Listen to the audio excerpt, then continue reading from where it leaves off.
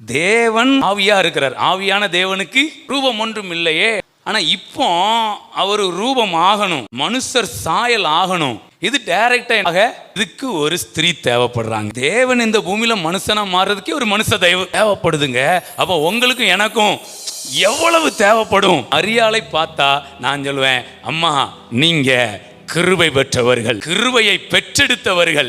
இயேசுதான் கிருபை. வார்த்தையா இருக்கிற தேவன் இப்ப மாம்சமா மாறணும்னா அங்க ஒரு கன்னி மரியாள் தன்னுடைய கற்பத்தில், அவருக்கு சத்திரத்துல இடம் கிடைக்காம போனது இருக்கட்டுங்க, மரியாளுடைய கற்பத்துல.